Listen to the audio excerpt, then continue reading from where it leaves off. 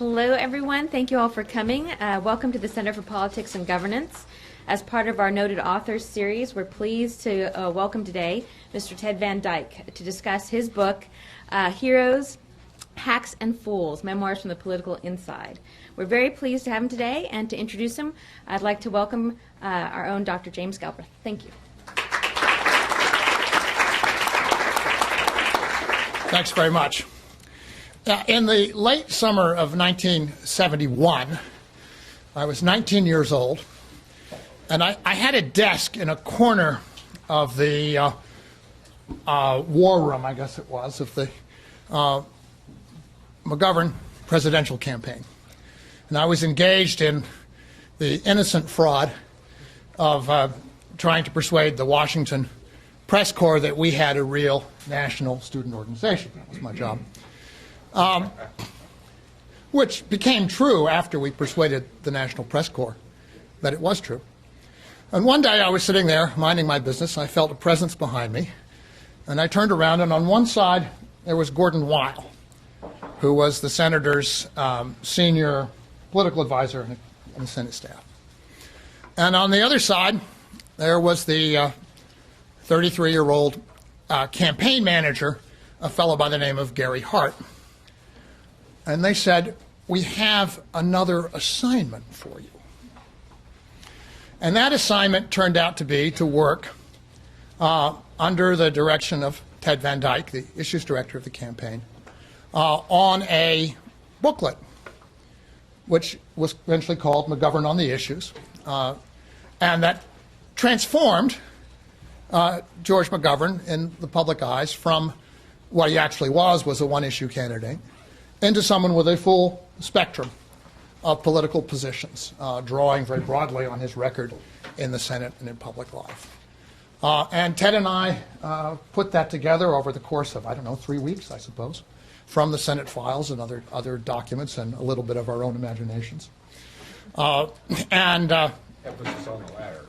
And we've been friends for the 37 years since, during which time he has advised virtually every major political cycle, at least into the 1990s, directed an important think tank, the Center for National Policy in Washington, D.C., and published over many years one of the most important insider political newsletters of the time, Washington Intelligence, an oxymoron. Yeah. He's now published a memoir that goes back to his start of his career working for Hubert Humphrey and in the Johnson White House. It's a wonderful account, Heroes, Hacks, and Fools, of the personalities of American politics, particularly in democratic politics, but American politics generally, over a generation's time. I think it's broadly an accurate account. The only piece that I can attest to with confidence, however, does not entirely confirm that, because he does describe me as a young economist when I was working for him. And at the age of 19, I assure you, I was a French major. I hadn't taken a single class in economics. I could see even then, Jamie. In any event, it's really with great pleasure that I introduce to you a man who's on whom a whole generation of American political leaders have turned, or to whom a whole generation of American political leaders have turned for advice and counsel, Ted Van Dyke.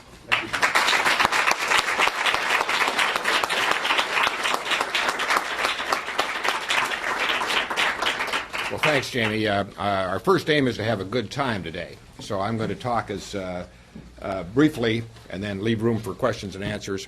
I want to give you a brief summary of the book. It's my life, memoirs, but it's on emphasis. It has to be. It's told through my eyes, but it's meant to tell you how things were and are in politics and public policy, so you'll understand how they are and how they will be.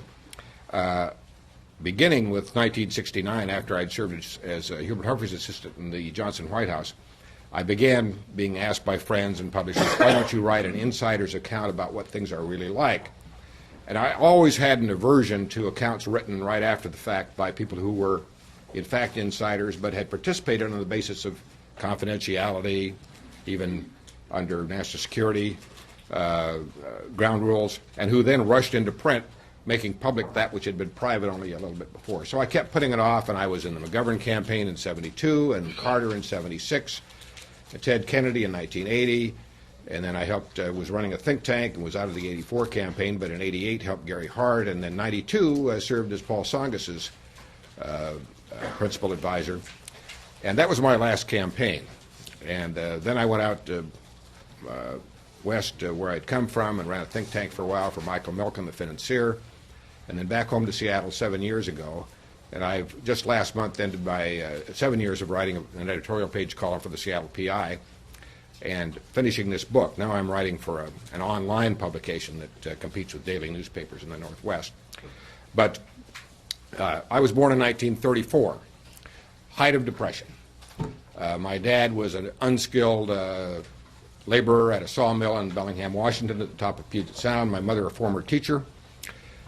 This was at the days of union organization. There was a strike at the mill. My dad's salary before the strike was $1.84 a day.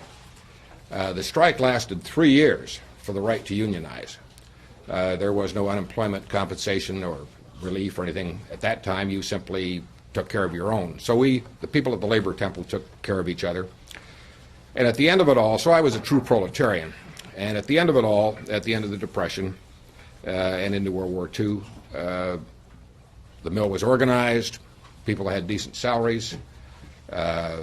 Discussion had moved from class struggle and ideology to winning the war against Hitler and Tojo, and our leading political figures in the post-war period in my home state and district were Senators Warren Magnuson and then Congressman Scoop Jackson, traditional liberals.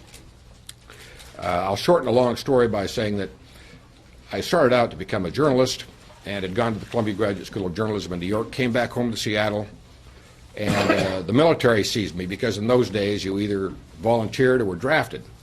And I ended up as a Soviet intelligence analyst at the Pentagon during the period of the Berlin crisis in 1961. The Soviets had put a wall up between East and West Berlin. President Kennedy recalled 150,000 reservists as a show of strength, and I was one of 7 intelligence analysts whose number came up. So I was sent to the Pentagon to rewrite what was called the Aggressor Handbook. Well, the Aggressor Handbook was the handbook on Soviet forces and tactics. So I found myself preparing a document which could have been the handbook for World War III. The Army then was organized around something called a pentomic division. That meant that nuclear weapons were seen as a normal part of tactical warfare. In Central Europe, for instance, our planning called for use of such weapons because if Soviet and Warsaw Pact ground forces moved into Central Europe, we estimated without American use of tactical nuclear weapons, they would be at the English Channel in something like 12 days. So the plan was to arrest the advance of the communist forces with tactical nuclear weapons, which would have, by the way, wiped out much of Germany. But fortunately, the crisis was averted. And in the book, you'll see a number of events related from that time. Some of them were Hogan's Heroes kind of episodes. We were near war and peace, but some really humorous things took place on the inside while we were facing possible war. When I got out of my service at the Pentagon, a chance meeting with a friend on the street brought me a job representing the European communities, then European Common Market, Coal and Steel Community, and Euratom, then the basis of what is now known the European Union. An Office of Americans had been hired to represent their interests in the United States. And in the course of that job, I got to write speeches for and travel around with Jean Monnet, who was the father of Mr. Europe, wonderful guy.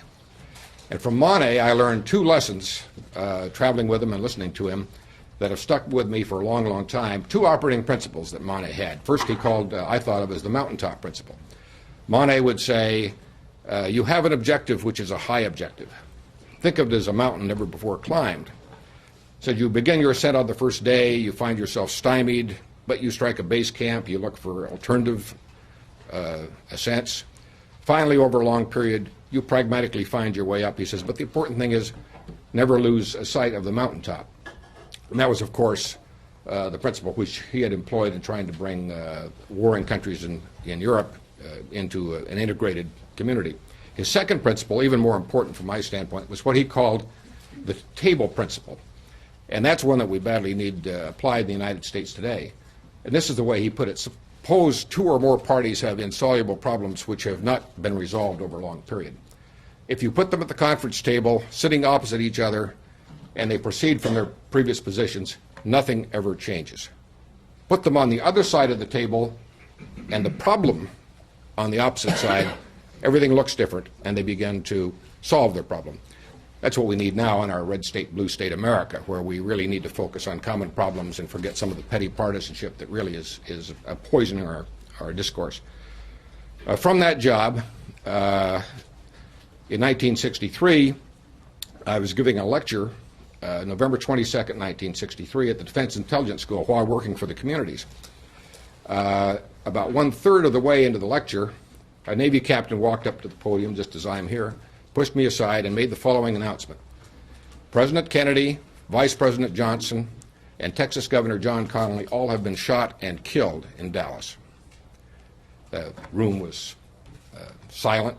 Nobody knew what to do, all career officers in the audience. After a little silence, I just went ahead as if nothing had happened. I mean, what else to do? So I went with my presentation, and we went into the questions and answers, and then a loudspeaker in the back of the room said, correction and update. President Kennedy has been shot and killed. Vice President Johnson is unharmed and has been sworn in as president. Governor Connally has been wounded. At that moment, that was it. So we left the room. Well, shortly thereafter, I had been a long-time fan of Hubert Humphreys, who was the liberal hero both in the Congress and in the country, the author of the Civil Rights Act, the famous 1948 speech to the Democratic Convention, which had changed his party's historic position on civil rights. And I did not know him. I knew some of his staff members. But I asked for an appointment to meet and see how I could help him, because I thought, since the vice presidency was now vacant, President Johnson would need a running mate, and this was Humphrey's great chance to ascend in time to the presidency, as he might not be able to ascend through a normal organization and politicking. So the night before the appointment, I drafted a memo entitled How Hubert Humphrey Can Become President by First Becoming Vice President. And I took it up, and on the total stranger to him, on the basis that I was hired and asked to implement the strategy, which we did. We got him nominated.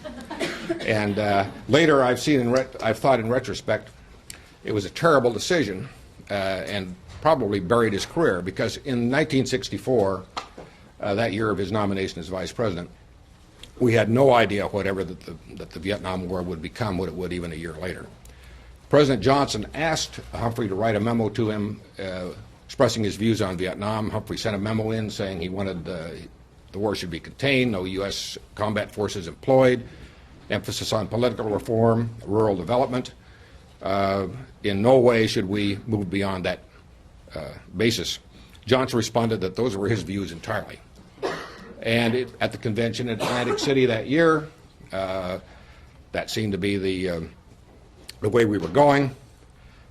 When Humphrey was nominated, there was a great outpouring of enthusiasm on the floor, because he'd been the hero of many of the delegates for a long, long time, whereas Johnson's presidential nomination was met with a more routine acceptance.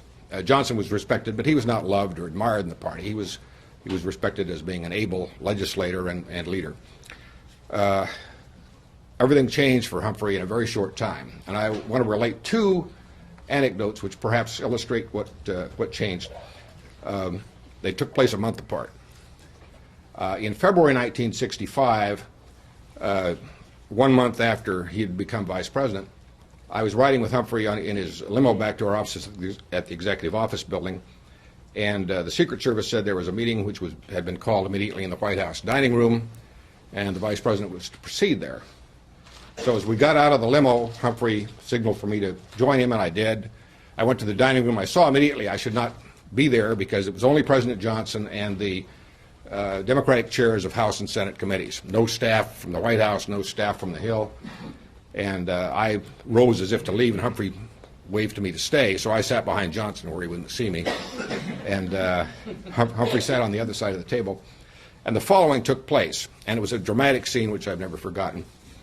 Johnson sat on astride a backward-facing chair at the center of the table. Lights were dimmed, dramatic style, and he was a tall, dramatic figure. And the chairs of the various House and Senate committees sat around the table, all white male, middle-aged, in their 50s, as you can imagine. And Johnson asked each committee chair to report in turn on the status of the Great Society legislation in his committee. So each one in turn made the report on the status of the legislation. Johnson said nothing. Then, one by one, Johnson responded to each chairman, displaying a greater knowledge of the situation in the committee than its chairman had shown.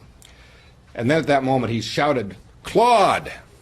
And a curtain parted at the north end of the room, and a fellow named Claude Desautel, who was a legislative liaison person in the Johnson White House, rushed forward. And Johnson said, "Claude, bring me today's Washington Star." Claude had it in his hand already, all rehearsed. Claude ran up, gave the paper to Johnson, who read the headline, says, "Great Society moving slowly." Of course it wasn't. I mean, we just won the election, and everything was in pretty good order. And so Johnson showed the headline to everybody at the table, and then he said the following, and it was as if he were a high school football coach talking to a locker room group of teenagers. And he said, elementary and secondary education, Medicare, Medicaid, Voting Rights Act, a war on poverty. He says, we can do great things. He says, can you do it for your president and for your country? And these middle-aged men all jumped up and shouted, yes, Mr. President, arms in the air. And directly across from me sat Representative Hale Boggs of Louisiana, and I could see his face redden and became very excited. So as he jumped up to say, yes, Mr. President, his chair fell over, and he and his tipped him backward on the floor, and his legs went in the air. So his neighbors rushed over to pick Hale Boggs up. And as they did, Johnson said, all right, boys, he said, Hubert, you take over and handle the details. And Johnson strode dramatically out of the room. And so Humphrey said, well, fellows, he said, what can I say? We know the details, meeting adjourned. So we were off and flying, and in fact would enact the Great Society that year. A month later, March 1965, McGeorge Bundy had been in Saigon at a time when terrorists had attacked American barracks at Pleiku, and another barracks and a few American casualties had been incurred. And I remembered seeing the cable at the time, thinking, all right, this is what happens in a guerrilla war, we better take better security. But Bundy from Saigon cabled asking for retaliation, great strength against North Vietnam. And there were a couple of bombing raids undertaken, but Bundy returned, and Johnson called a National Security Council meeting to discuss next steps. And the item on the agenda was whether or not to undertake a major aerial assault against Vietnam. Only George Ball, Undersecretary of State, kind of a professional dove in the administration, had objected. So Johnson polled everyone at the table as to their opinion. And Humphrey the night before had asked me to put together a list of arguments against the bombing, and particularly on the basis that Kosygin, the prime minister of the Soviet Union, was in Hanoi at the time, and this could be seen as an obvious provocation. Well, Johnson, prior to naming Humphrey vice president, had asked him to dissent whenever he wished, but never in the presence of others. So Johnson circled the room, asked for opinions. Humphrey made the contrary argument, no bombing should not be undertaken for the reasons enumerated, and returned to the office, the executive office building across the way, and thought he'd expressed himself. He did not know it, but that was his last National Security Council meeting for more than a year. Johnson was furious that he dissented, even though it was a National Security Council meeting. He'd been a serious question was on the agenda. Humphrey had given a serious answer, but no more National Security Council meetings were held for over a year. Instead, Johnson lunched weekly with McNamara, Bundy, and Dean Rusk, and Humphrey was just left out.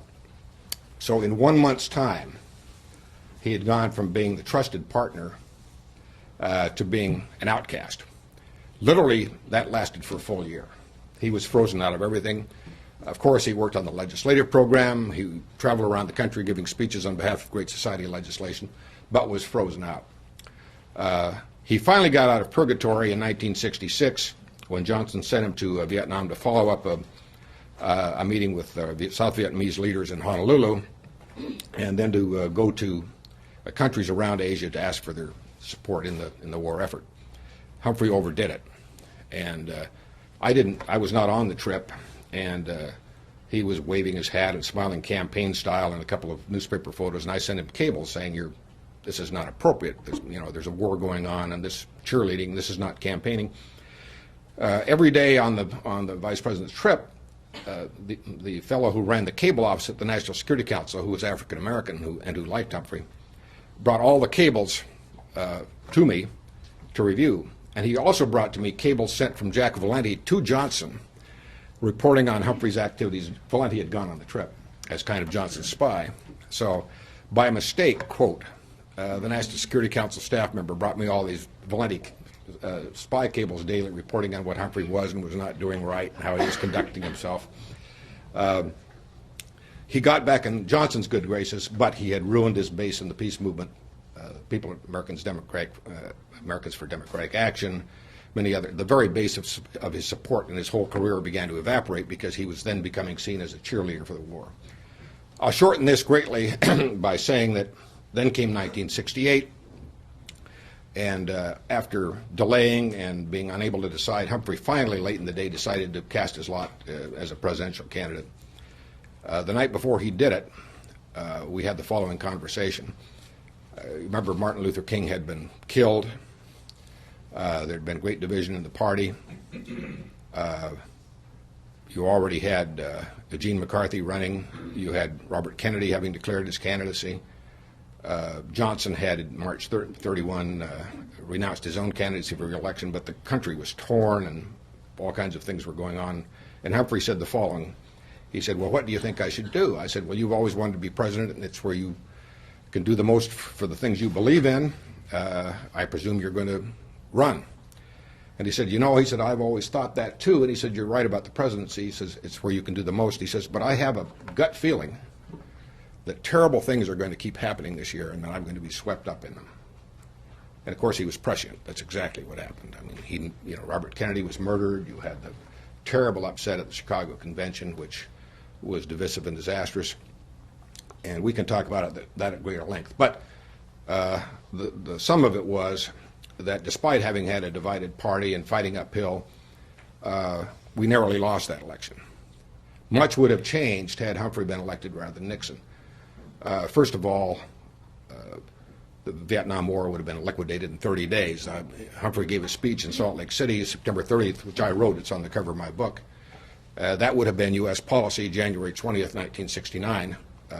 Believe it or not, Nixon not only did not liquidate the war, we lost more casualties in Vietnam during the Nixon years than we did in the Kennedy-Johnson years combined. Totally needless prolongation of a war that was a strategic mistake in the first place.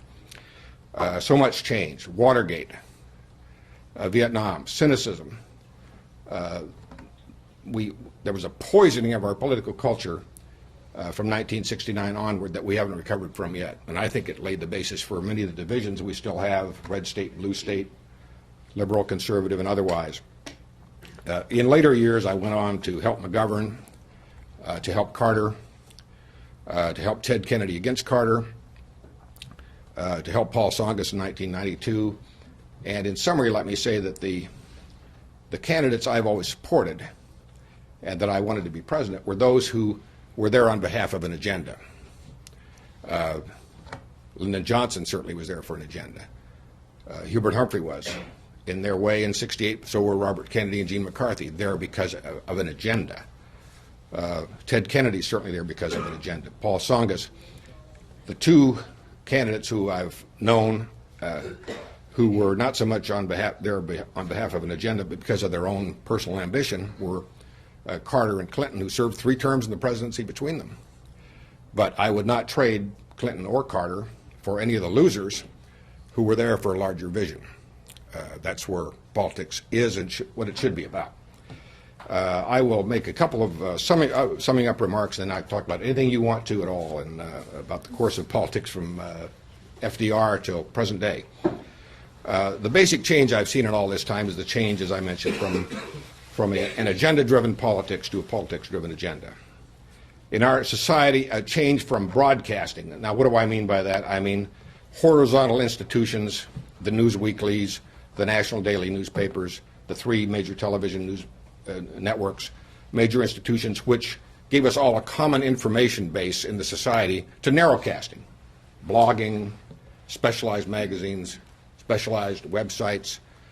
So we have lost the strength of what once were called intermediary institutions in our society. We very badly need to get horizontal again and less vertical. Politics has changed. In 1960, no one would ever have dreamt in either political party that national security, economic policy would ever give way at any time to issues such as gay marriage, abortion, social issues, important, but not primary. Yet often, over the past 30 years, those social issues have overwhelmed what used to be the really gut issues in politics. Now, I believe this year, when there is no incumbent, when both parties are putting forth candidates who are independent, we really have a chance to get back to these fundamentals. And there are big, big differences between all 3 contending Democratic candidates still in the races we're meeting here today, and all the Republican candidates, not only on the course of the economy and economic and financial policy, but on national security and foreign policy, view of the world, where we should go. We have the opportunity this year, I think, to have a really historic debate and fresh start. So I have great hope for this year's campaign. The other thing is that there's a tremendous thirst for unity in the country. I think all of us feel it. It's one of the reasons that Obama has had an early success in his campaign, because he's giving an uplifting, hopeful presentation rather than going back to the old interest group politics. So I think his candidacy, it may be premature, he may or may not be nominated, reflects that desire in the electorate for unity, for reaching across. In 1960, we had a watershed election, JFK's defeat of Nixon. In 1980, we had a watershed election, Reagan's defeat of Jimmy Carter. Those signal a big change of direction for the country. I do believe that we can be on the verge this year of that kind of watershed election, in which we put old names, old habits behind us, and kind of find our footing again as Americans, and move on with a greater optimism and belief in ourselves. So I'll take your questions from here, and I've cut a lot short, but I'll talk about anything.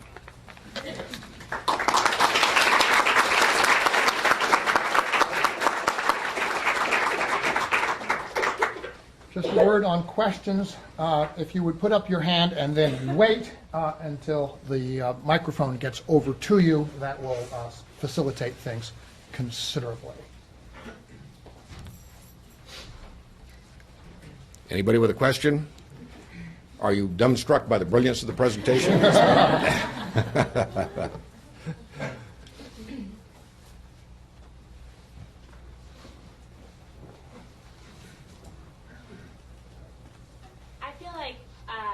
In my few years on this planet, politics are so driven by partisanship that I can't envision what it would be like to work in a policy-making atmosphere where decisions aren't driven by partisanship.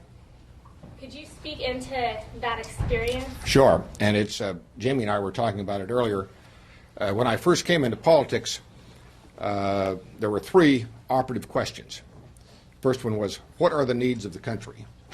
Second was, how do we propose to meet those needs? And then thirdly, how can we persuade a majority of the American people to accept our proposals? Now and then, you would bring a pollster in to say, hey, you're running 3 points behind in Terre Haute, you better send some more organizers in there. Or you would never make at any time a major decision based on some pollster or political consultant's input. There was an old saying at the time, experts and technicians should be always on tap, never on top.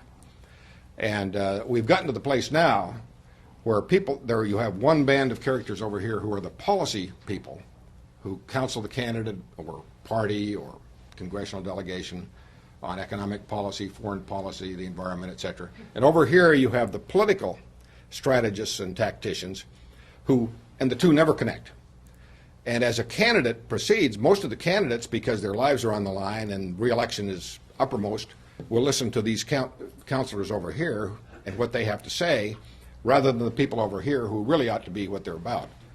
And as a result, you get these least common denominators, shallow things. In the Kennedy cabinet, for instance, in 1960, and right through the end of the Johnson term in 68, that was a remarkable band of dedicated people. I cannot recall being present in either any national security or domestic policy discussion, a cabinet, task force, otherwise, in which policy and what was right for the country was not the principal subject discussed.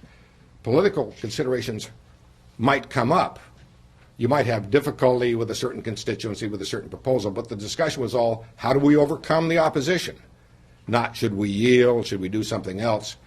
And in the book, I relate a fictional discussion between one of the 1950s liberals who fought very strongly against the tide for civil rights and other legislation with a then imaginary pollster, and the discussion goes something like this. The pollster says to the politician, you know, this civil rights thing has got some problems with it. Of course, it's tough south of Mason-Dixon, but underneath, people in all constituencies and part of the country have one problem or another with it. You ought to deep six it for a while. Whereupon the candidate says, get the hell out of my office.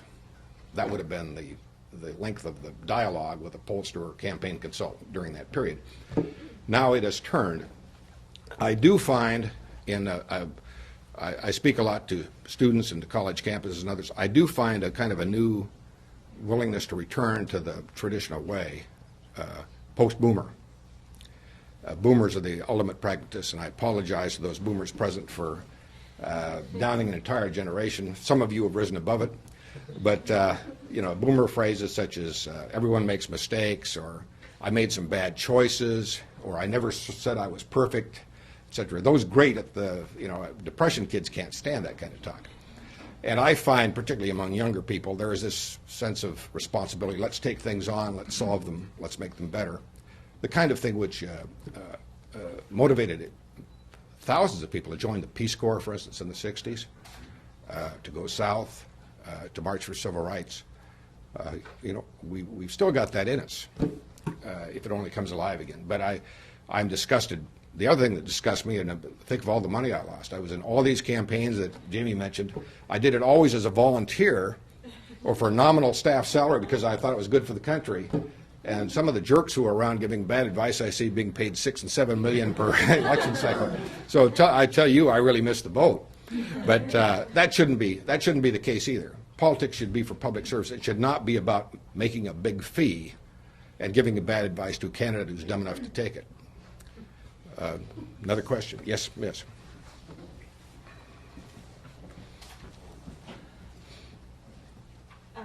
Some of the things that you've mentioned reminded me of an article written by, I believe it was Andrew Sullivan in the Atlantic about Obama, and I was wondering if you had read it. And I've not read the article, no. Oh, okay. Well, he argues that Obama is the first real candidate that offers us the chance to overcome the divisions of the baby boomer generation. And I think that's true, and I'm drawn to Obama for that reason, because his candidacy really transcends race and gender and generation, and he attracts independents and conservatives, as a matter of fact, who like his message of unity and problem solving. We need to get past this. You know, one good thing that's happened. Imagine 1960 when John Kennedy was elected, and there was great doubt as to whether a president who was Catholic could be elected. Al Smith had failed badly as an earlier generation Democratic Catholic candidate. Kennedy won. In this cycle, imagine for a minute, we have Obama cutting across several lines. We have Hillary as a white woman. John Edwards, white Southerner, he's almost isolated. I mean, he's a minority that is unheard from. We've got a Mormon. We've got in Giuliani, Italian Catholic. All these people are on a national ticket running for president credibly, when in prior years their ethnicity, their religion would have disqualified them. Race, gender. I mean, we've made amazing leaps on that basis. So I particularly am drawn to Obama's candidacy because I think he crosses more of those boundaries than anyone else. Yes, miss.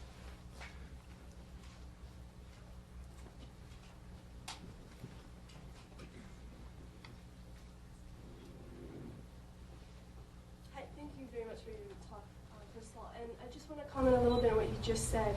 So I think it is impressive that we have a very diverse set of candidates, but at the same time, isn't it disappointing that much of the discussion is about their race, about their gender, Yeah, I'm about disgusted their by it. religion, rather than the policy issues? I'm disgusted by it. Even though we have this diversity, we've lost so much of the real, the substance of the... Well, we're talking this through in a way. I mean, the question was, those who didn't hear it, isn't it bad that we're having so much talk about gender, race, etc., at a time when we seem to have transcended these things? Maybe it's necessary to talk them through to get past them. The other thing you've got to realize is that people such as Hillary and Obama are fighting for their political lives. And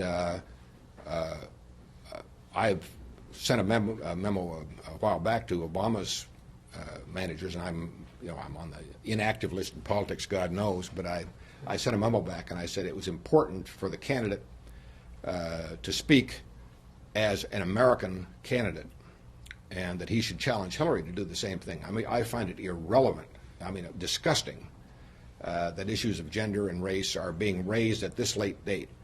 These people symbolize who they are. Everyone knows that Hillary is a white woman who's been active in the women's movement. Everyone knows that Obama is a black man who comes from mixed marriage and who's had a unique experience. They are who they are, and we should know it by seeing them. So the constant talk about it is highly upsetting. And even talk, by the way, by some, there's this false rumor that Obama is Muslim, and some people have been out giving speeches saying, isn't it wonderful that we have a Muslim candidate, that, that we become so diverse. And what this is just very nasty, underground hate preaching is what it is. Subliminally trying to make us think that he's Muslim because Muslims are temporarily unpopular in the country. But I agree with you entirely, and I think there's no place for it. I would hope we'd get to the place where we were past these things. And that was, by the way, what the 1964 Civil Rights Act was all about.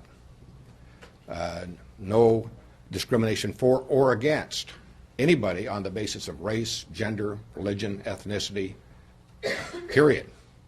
And that's where we still should be headed.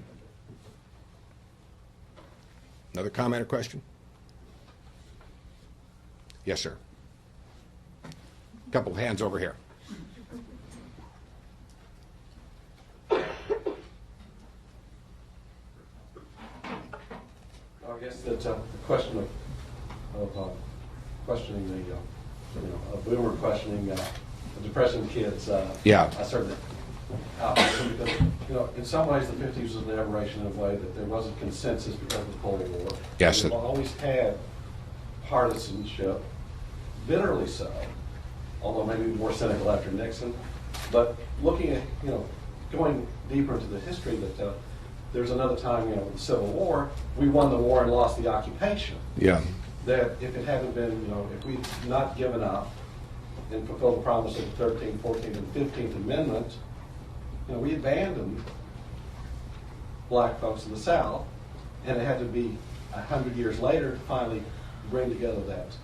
That way, you're right, and the point is also, some have argued that the relative issue-oriented, relatively clean politics of about a 30-year period were the aberration, and that the rule of thumb instead was a very bitter, low politics. We certainly saw much of it through the 19th century, early 20th century, until we reached at least temporary consensus out of the Depression, World War II, and the post-war period. And you're quite right also about the 1950s. One of the burdens my Depression generation bears is that we were obedient, responsible, dutiful kids. By the way, my senior year in high school, the Vietnam War broke out. It was as unpopular then as the Vietnam War later was to be. It never occurred to any of us to go to Canada or to resist. I mean, you just went. And in the 1950s, we obediently accepted huge misallocations of national resources toward defense and strategic missile systems and abridgments of our civil liberties that we should never have accepted. But we were in that Cold War, post-World War II period where we accepted many things that should never have been. So there's a quite respectable case to be made that bitter partisanship and disorder are more the American rule than the higher vision. But we, in my judgment, we all should seek the higher vision. That's where we have to start. Yes, sir. Thank you for your observations. I wanted to ask you to elaborate on one you made about, if I understood you correctly, Carter and Clinton being the only recent presidents who you did not feel were primarily agenda-driven. Yeah. I went down, Jamie mentioned our McGovern on the Issues book. McGovern's preparation on non-agriculture, non-war issues was 100-fold that of Clinton's. I went down to Atlanta and put together Carter, I'm sorry, put together for Carter briefing books for his debates with President Ford. 3 huge black notebook binders going through every aspect of domestic policy, economic policy, foreign policy, questions, answers, positions for Carter. It was a relatively easy task because he was a completely blank slate. He'd been a 2-year governor of Georgia. He was a vague populist, been a supporter of Scoop Jackson, a hawk in the 1972 presidential campaign, literally had no views. And if he ran as a Mr. Smith goes to Washington, we'll rid the capital of professional politicians' cynicism, and as he won primaries and made strong showings week by week, he would recite the upcoming primary calendar, ask for support for his crusade, never an expressed view on any substantive issue. None.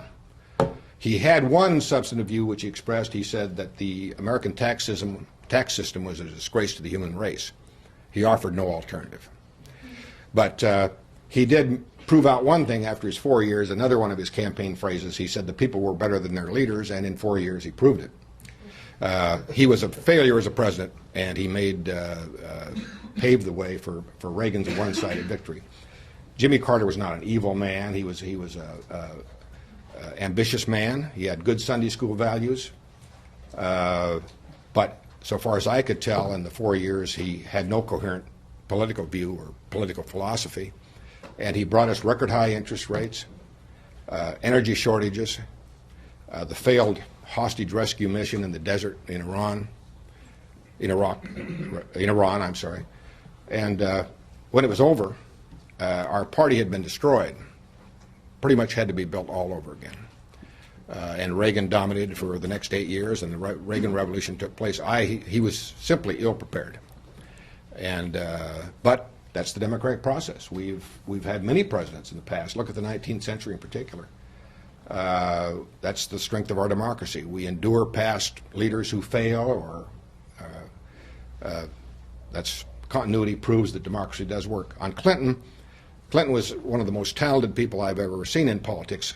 When Jamie and I were helping McGovern, I hired Bill Clinton to go down to Texas as an organizer. He was wearing a highly polished pair of Cordovan shoes, his best suit, and we said, when can you go to Texas? He said, how about right now?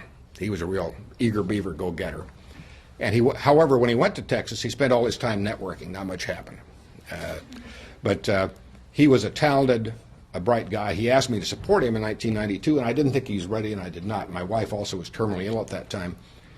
But because I believed in Paul Tsongas, and he asked me to, I've supported Tsongas that year instead. Bill Clinton, in 8 years, economic policy was sound. He took good advice from his economic policy makers. He tried to get a Middle East peace settlement. That was salutary. The rest was make it up as you go along. It was all day-to-day tactical politics. He won the 1996 campaign, you may remember, by falsely charging Senator Bob Dole with trying to destroy Social Security.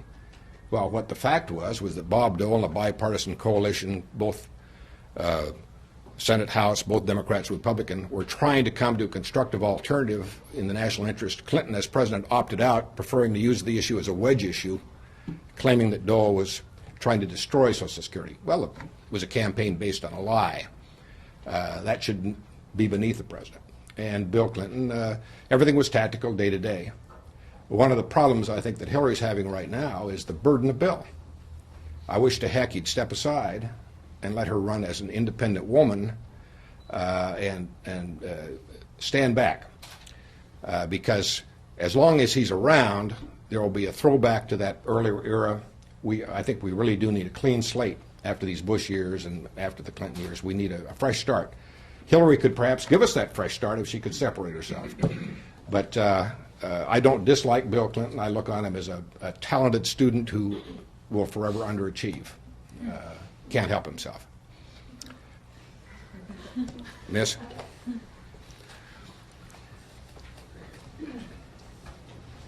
I wonder if you just speak to the Iraqi war. Yeah, Iraq War. It's very interesting. I spoke earlier of the huge gap between the various Democratic and Republican positions on the Iraq War. All three Democrats still in the race have stated on the record they will have all American troops out of Iraq by the end of 2009. Very risky promise. All three Republicans seem to imply that this will be an open-ended commitment. We'll have to see how things go. Well, that forms the basis for a real refining and public debate. My own view on Iraq is as follows. If the intelligence had been correct, and I don't for a minute share the view of some Democrats that the administration purposely lied us into Iraq or that they knew the weapons were not there. I don't believe that. No president new to office is going to voluntarily get himself involved in a major war which is going to consume his presidency before he even begins. I think he got bad advice. I think Rumsfeld, Cheney, Wolfowitz were guys who'd wanted this war for a long, long time. They found a mark in the presidency who was willing to accept their advice. I do believe, however, that there was a genuine belief, as there was in the international intelligence community, as there was in the Clinton administration, that weapons of mass destruction programs that had been present prior to departure of the weapons inspectors would, of course, have continued. Who would not have thought they would continue? What happened, of course, as we learn now, is that Saddam, rather than appearing weak, discontinued the programs but kept saying he had them.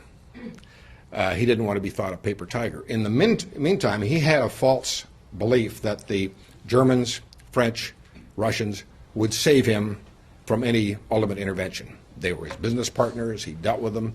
Surely the Americans were only bluffing, making a lot of noise. And on our side, we made a terrible mistake. Cheney, Rumsfeld et al. Sent 400,000 American troops out into the Gulf 1 month before the hot season, thereby telling Bush, well, you've got to use those troops now. We can't send them back. So we got ourselves on a false timetable in an intervention. What would I have done? Alternatively, what would I have advised? Had I been working in a White House at that time, I would have said, listen, nobody doubts for a second that Saddam is evil and monstrous, and he's done all the things charged, but is it worth a major war? Is it worth the cost and the unforeseen side effects? Let's give him some time. Let's make sure that he knows that this is not a false bluff. In the meantime, there are $2 billion waiting for him, along with all the other money he's stolen, for a comfortable retirement in the Mediterranean with his thieving family. That's the way you deal with something like that, even if it takes a few months more. You convince them that this is real. Another alternative strategy would have been, and this should have been done back in the Clinton administration, normalize with Iran.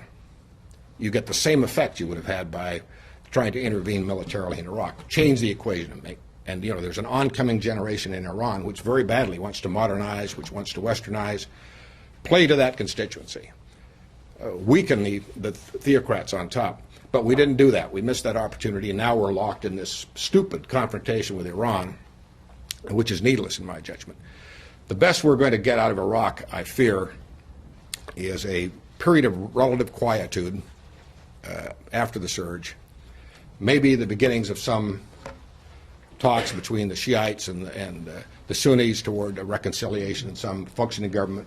As Jamie was mentioning last night, his brother has often proposed, I think the Kurds are de facto independent already and will probably stay that way when they keep their status.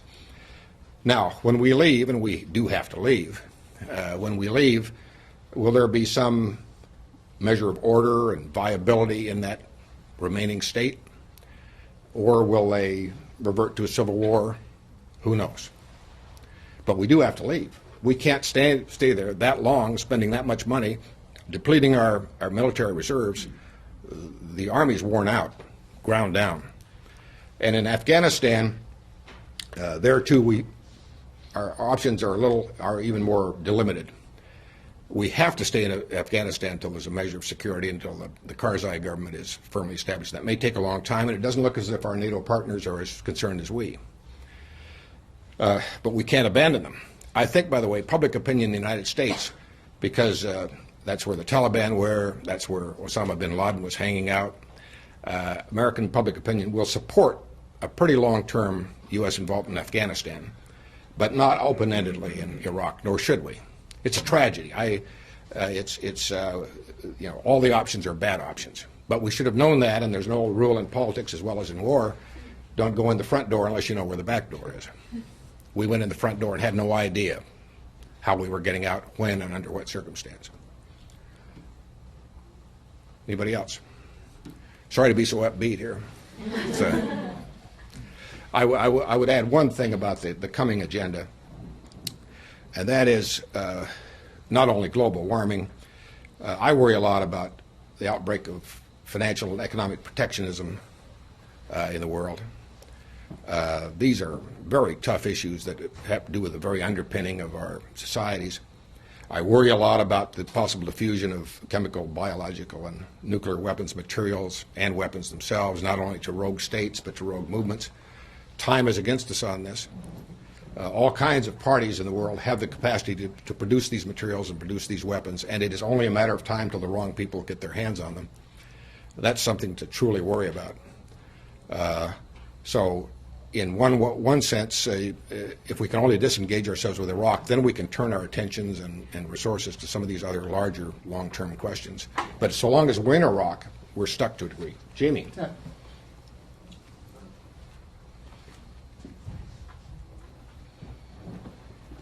I want to ask you a question that goes back to the start of your career that you mentioned at the beginning, when you were an intelligence analyst at the time of the Berlin crisis. Yeah. Yesterday, I don't know if you saw it, a group of 5 former NATO generals, including Shalikashvili from the United States, issued a statement endorsing the possible use of preemptive use of nuclear weapons as a counterproliferation device, a preemptive nuclear attack on a state which seems to be on the verge of acquiring nuclear weapons, that is to say, a non-nuclear state. And I wonder, on the basis of your experience in this field, what you would have to say about that proposal. Yeah, my reaction is no, no, and no. One problem is when you let the genie out of the bottle, again, don't go in the front door unless you know where the back door is located. I am among those who still thinks the dropping of the bombs on Hiroshima and Nagasaki was a dreadful mistake. That was taken without looking at options. We could have blockaded those islands. We could have dropped a demonstration weapon on one of the northern islands. We gave no time to the emperor and his cabinet to make a war peace decision. We eradicated several 100,000 non-combatant civilians in a blink for an unnecessary purpose, in my judgment. Now, do we use tactical nuclear weapons or non-tactical nuclear weapons in a preemptive way against some threatening state? Misreading of intention. Who knows what state? Now, what do you do, for instance, if a nuclear device goes off in Baltimore Harbor? Who put it there? Against whom do you retaliate? I find it hard to see what organized nation state at present would attack us with nuclear weapons. Who would be so crazy? I can't imagine one. Why would we preemptively strike that country? Seems to me there are a whole panoply of options we have before we ever get to that possibility. Nuclear weapons are the absolute last resort, and I'm sorry we ever used them. I find it somewhat cynical that we're decrying the development of such weapons by others who have never used them. They have become now the currency of power in the world. If you don't have nuclear weapons, you're not an equal player at the table. We started it. Now we want to maintain. We can't maintain the monopoly we once had. And so, to Jamie's question, back full circle, no, no, and no.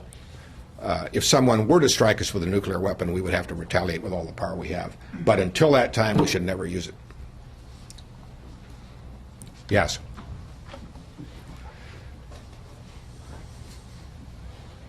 And by the way, in the 1961 circumstance, we came so close. It's terrifying. It was just normal doctrine that if the Soviets and Warsaw Pact forces came through the Fulda Gap, we were going to use tactical nuclear weapons. That was it. No one would have blinked. It would have happened. So thank God it did not. I was wondering if you could take us to in 67, 68, when Johnson was really wavering on whether he was going to run again or not for Yes. president, and maybe any discussions you were having with Hoover at that time, whether he was going to, what was his calculus at that point? Well, his calculus, with already McCarthy throwing his name in the hat, and so it. yeah, it's very interesting, and I recount a lot of it in my book, and it's fascinating stuff. Some of the stuff in there, by the way, so you'll buy the book, was never before been told, so you'll have to buy it. But at the end of '67, a couple of things happened. Johnson already had gotten rid of Bundy. He had called McNamara into his office, thought he was wearing out, was becoming unstable, sent him over, and told him that he had good news for him. He was going to the World Bank. And McNamara's been quoted afterwards saying, "I never knew whether I was fired or got a promotion." But that happened. Johnson began telling his military commanders to hit any bombing targets remaining in North Vietnam because public opinion strongly was running against the war. I went with Humphrey to the inaugurals of Chu and Key in November '67, and Humphrey was, by that time, furious about the continuance of the war, furious about the corruption of the Chu government, had really turned. And in our meetings with President Chu, and I relate it in the book, we sat down in the palace, and Chu was sitting smoking a Gauloise cigarette with the ashtray on the table. It was kind of a steamy afternoon, and he had no staff with him, and Ambassador Bunker and Humphrey and I sat with him. And he had just given his inaugural address, which, by the way, the embassy had written for him. It was our speech delivered by him. And Humphrey began by saying, "Mr. President," he said, "I hope you know that American and congressional and public patience is running out on the war, and we will not be able to sustain our level of military involvement, nor we'll be able to give you the economic assistance." He says, "You've got to take things over yourself and look to a phase down." And whereupon Chu said, "Oh yes," he said, "we understand, but we thank you for your help, but we also understand that you will have to remain here for a good time and perhaps increase your involvement for a period to come." And Humphrey said, "Mr. President," he said, "I wonder if, let me repeat myself." So he gave the story again, that, time was running out, we're going to have to cut back and leave it. And by the way, Johnson had not authorized him to say this, he just did it on his own. And whereupon Chu rose from the table, and he just waved his hand with a cigarette, and he says, "Yes, yes." That was the end of the meeting. We were dismissed. So we were walking down the steps of the palace with Bunker and Humphrey and myself, and at that moment a VC mortar round struck an Australian embassy car about 100 yards away and blew it up on the street, which gives you some idea of the security situation. So we returned to the States and gave a very tough report to Johnson. Said, we better get clearing out. Shortly after that, Johnson called him in to the cabinet room, and he said, "I want you to give a report to the cabinet and a few invited congressional leaders on your trip."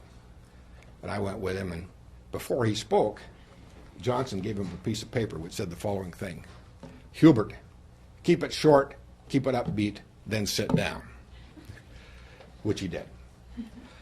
So the real guts of his report never really got transmitted beyond Johnson. But we told Johnson just where we thought things were going and what he needed to do. Clark Clifford had been appointed defense secretary. Clark Clifford was the ultimate realist, had a strong sense of personal self-interest, wasn't about to be associated with failed ventures. He launched what was called an A to Z review of Vietnam policy. We gave him Humphrey's report to Johnson. He never acknowledged it or acted on it. But things were turning strongly. At the end of 1967, there's a picture on the back of my book. It's amusing. A lot of pressure was being brought on the president. And I got a call from Jim Jones, then Johnson's chief of staff, at the end of the year, said, "Could I come over to the White House mess right away for a meeting?" And I went over there, and there were assembled about 30 of the Johnson staff, all but the most senior half dozen. And Johnson was all amiability. He said he wanted to talk to us, wanted to thank us for our work. And then he said, what really counts, he said, is loyalty. He said, for instance, he said, when I was a young congressional staff member on the Hill, and I came down with a serious case of the flu, and I was in doctor's hospital, knowing no one in Washington, alone as a young man. He said, I woke out of a feverish haze, and seated next to me was a man with a smoldering cigarette in his hand, half asleep. He said, that man was Sam Rayburn. He said, he was there out of loyalty to my father. He said, now it's loyalty that matters. He said, particularly in times such as these. And he said, on the other hand, he said, this loyalty is easily recognized. So anyway, then we were all lined up one by one for a picture, which is on the back page of my book. That was from that meeting. And I knew why I'd been called, because I was known to have contrary views in Vietnam, and Johnson suspected Humphrey the same. By the way, he was tapping our telephones in the executive office suite and had been for 3 years. So he knew exactly what was going on. Then we got into the early part of '68. And we were, on March 31, 1968, Humphrey was scheduled to go down to Mexico City to sign the Treaty of Tlatelolco. That's a mouthful for you. It's a treaty which established nuclear-free zone in Latin America. It had been his treaty in the Senate. And I went with him, and normally I would have met him at his apartment down in southwest Washington, ridden with him to the airport and given him his briefing papers. But this time, his wife Muriel was going, and my wife, who was raised in Mexico City and spoke Spanish, was going as her interpreter. So we were in a Secret Service car going from our house to the airport, and we heard the following message. President Johnson was at Humphrey's apartment in southwest Washington. I thought, what in the devil is that about? So we got to the airport, and I asked Muriel, I said, what was that about? He said, Hubert won't tell me. He says, the president spoke to him privately in the bedroom. So I asked Humphrey, I said, what happened? He said, I'll tell you later. So that night in Mexico City, Mexican President Diaz Ordaz was our guest at the embassy's residence. And at the end of the dinner, to my amazement, Humphrey says, do you mind if we go in the study and listen to President Johnson's speech tonight? I thought, gee, what bad form. You know, we should be here in Mexico asking Diaz Ordaz to listen to a Johnson speech.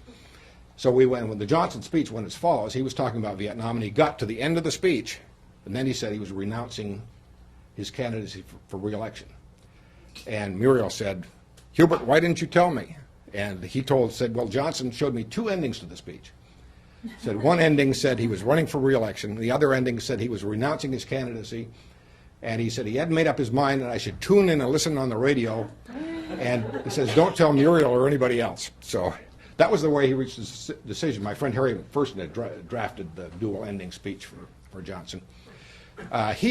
Then what happened was a genuine tragedy. From Johnson's viewpoint, he had renounced the presidency and re-election in order to find peace in Vietnam.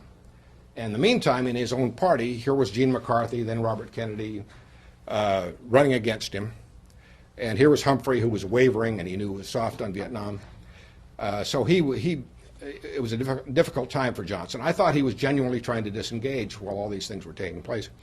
McCarthy motives. In 1964, he'd been runner-up for the vice presidential nomination to Humphrey, and he thought he'd been manipulated, and he was angered, and he held a press conference at Atlantic City withdrawing his name from consideration. So I thought that his candidacy was somewhat of a payback to Johnson for his perceived slight in 1964.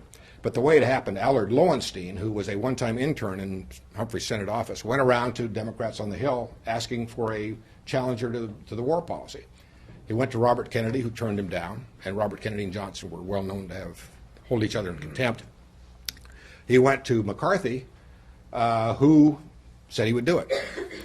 So he ran, and even though Johnson's name had to be written in, Johnson finished 9 points ahead in New Hampshire. That's forgotten now. Johnson then asked Larry O'Brien, who was political aide and had been President Kennedy's congressional relations director and a smart pro, to go to Wisconsin to make a situation analysis of where things stood, because Robert Kennedy, after McCarthy's showing, then announced his own candidacy.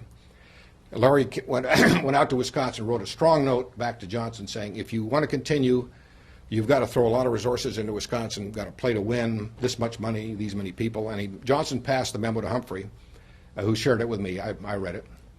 And Johnson's reaction, rather than taking his advice, was first he fired O'Brien as his campaign manager and replaced him with Terry Sanford, the liberal governor of South Carolina. And on March 31, while Sanford, Jim Rowe, and Marvin Watson, Johnson's chief of staff, were meeting in the White House to talk about his candidacy, Johnson was down at Humphrey's apartment telling him he was thinking of getting out. So rather than face the struggle in Wisconsin and other places, Johnson opted out. Our Humphrey was terribly torn, as I mentioned. He was really disposed not to run at all. But a lot of tragic things happened along the way. Robert Kennedy's murder, which was a shattering thing. That night, it's told in the book, the California primary, which was the decisive one leading up to the convention. Humphrey had a huge lead in delegates because he'd swept all the caucus and non-primary states, whereas McCarthy had won only one primary, and that was in Oregon, but it had broken Robert Kennedy's momentum. So we were flying that night to the Air Force Academy at Colorado Springs, where Humphrey was to give the commencement speech the next morning. And as we were driving in the night, I said to Humphrey, I said, what would you like to see happen in tonight's California primary? And I presumed he would say, well, I want Gene to win because it will blunt the momentum further if Robert Kennedy's the front runner. And he surprised me. He said, I want Robert Kennedy to win decisively. He says, I want Gene gone. He said, Robert Kennedy, I've talked privately on an occasion you don't know about. He says, if I win, he'll support me unreservedly. If he wins by some circumstance, I'll support him unreservedly. He said, if McCarthy remains viable in the race, he'll drive both of us crazy and be destructive. And, well, we went to the guest cottage in the Air Force Academy grounds, and Humphrey stayed up to watch the returns. I was tired and I went to bed. About 5 minutes later, his personal assistant woke me awake and says, Humphrey says to get up, Robert Kennedy's been shot. And just a tragic thing. Gene McCarthy later came to see Humphrey, his old colleague from Minnesota, and in the executive office building, he said, if you will give me any reason to withdraw, I will withdraw. He said, make some statement on Vietnam, which goes partway toward my position. Don't have any heart for this, I will withdraw. And Humphrey called me in immediately after his meeting with Gene, told me what had happened, and I said, for God's sake, you can make it's worth it to end the division of the party and get him behind you. I said, you could even explain it to Johnson by saying it's a means of unifying the country behind his peace initiative and removing opposition within the party. He said, well, any move I make toward McCarthy, Johnson will misunderstand, will never accept. And he didn't take him up on his offer. And then we had the terrible, this was preceding the terrible Chicago convention where events ran their course and we did not take them over and keep the initiative. But just before that convention, Tom Finney, who was McCarthy's senior counselor, called me at the executive office building and said, is McCarthy going to be on Humphrey's ticket? And I said, I doubt it. So the two of them met again, and McCarthy again repeated his willingness to withdraw if Humphrey would make some public move toward his position on the war. And he said, well, even if you can't, he said, I will be there and I'll support you shortly after the convention. Well, of course, the convention was so divisive and destructive that McCarthy was driven miles away. But on election eve, Humphrey and Ed Muskie, his running mate, were to give a telethon out of Los Angeles, which was a huge success for all the American people, whereas Nixon gave a recorded version of same. And 2 days before, we got to Los Angeles, and Humphrey's press secretary found a message from McCarthy saying if he got to Los Angeles, could he appear on the telethon and plead Humphrey's case? I said, for God's sake, get him out of here. Well, it was too late. So we had a phone-in by McCarthy with his picture during the telethon, and Ted Kennedy was on live and others. But many people around, bottom line, at the end of that terrible 68 year, many people around Humphrey either blamed Johnson or blamed McCarthy. I blame neither. I mean, each was playing out his role in the way he thought he best should. Each was looking after what he regarded as the best interests of the country. And in ensuing years, I've been to Humphrey reunions, Johnson reunions, most recently in 1999 here, and now we're going to have another one on the Johnson Centennial. I've been to McCarthy reunions, I've been to Kennedy reunions, and in my judgment, we were all the same family. I mean, we were just temporarily divided. But it was, if somehow the year 68 could have been eradicated from the calendar and never have happened, we all would have been well served. Everybody in it was beset by tragedy and harm and misunderstanding, and all good people. all good people. And Nixon on his side was a truly cynical, destructive person and became president. And George Wallace also contributed, and I'll close this part off. It's much in my mind. In 1968, Nixon refused to debate Humphrey, and Terry Sanford, who was a great guy and later Duke University president and senator, but then former governor of North Carolina, proposed that Humphrey challenge George Wallace to debates throughout the country. And George Wallace was at that time drawing not only white Southern support, but blue-collar Northern labor support, later to be called Reagan Democrats. And we were so focused on drawing distinction with Nixon and trying to bring peace forces back, we could not see the utility of Terry's proposal, which if we'd carried it out would have been wonderful, because as it turned out, Humphrey lost that election not because of the disaffection of peace voters, but because of the disaffection of latter-day Reagan Democrats, blue-collar, white, working-class people in New Jersey, in Ohio, Midwest states who left the Democratic Party for George Wallace.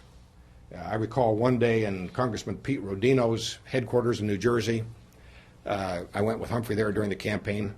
There were posters of Pete Rodino and George Wallace all over the headquarters, none of Humphrey. I mean, a lot of, in Chicago, there was not a single billboard from the convention to election day with the names Humphrey Muskie on it. It was all local level candidates. What happened was local Democratic leaders wrote off the ticket, thought it was hopeless prematurely.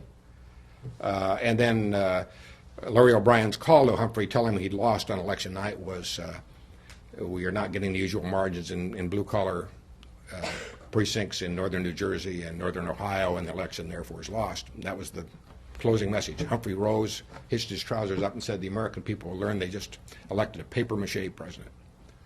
So it was worse than that. Yes, sir. Sorry to talk so long, but all this is... yeah. Thanks. Speaking of elections, would you care to offer predictions on the major party nominees or the eventual winner this year? Yeah. Since Book Notes is here, this will probably be shown 3 years hence, and so my prediction will either bear up or not. I genuinely, on the Democratic side, it's too close to call. It will be, I think, either Hillary or Barack Obama. Jim Rowe, a great old Paul, always used to say, you can't beat the regulars. And Hillary has the today's version of regulars with her, but not all, because this has changed a great deal. But she has a lot of the traditional constituencies in the party behind her, and a lot of the people who'd served in the Clinton administration. On the other hand, there is a powerful desire among all office holders and party officials all around the country to have a winner, no matter what. Had Obama, for instance, beaten Hillary as was predicted one-sidedly in New Hampshire, everybody would have flowed to him immediately. Now, if Hillary or Obama seems to open a little distance from the other, I think you'll see a rush by the party to that person, either one of them. Too soon to tell which it will be.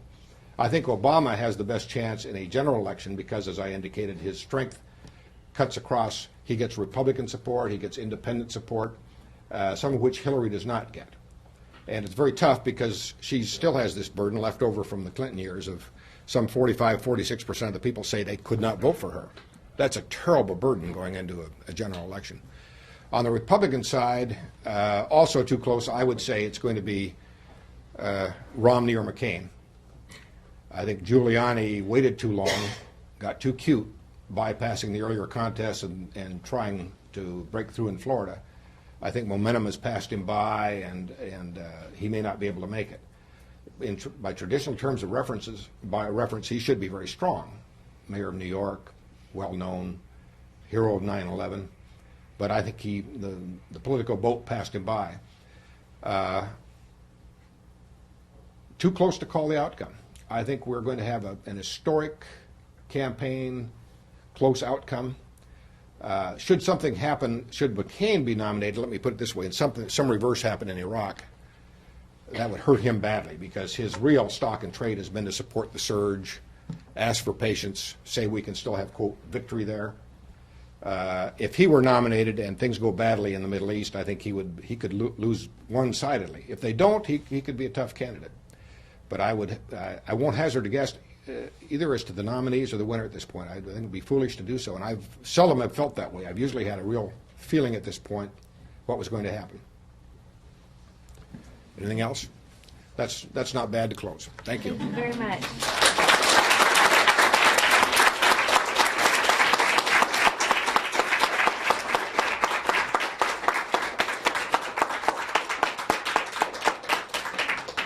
On behalf of the LBJ School and the Center for Politics and Governance, I want to thank Mr. Van Dyke for coming to share his insight and remarks with us. We're committed to promoting excellent leadership through bridging the gap between politics and policy, ideas and action, and so we are especially grateful to Mr. Van Dyke for bringing his experience to bear on contemporary issues. Mr. Van Dyke will be signing books in the lobby. They will also be available for purchase.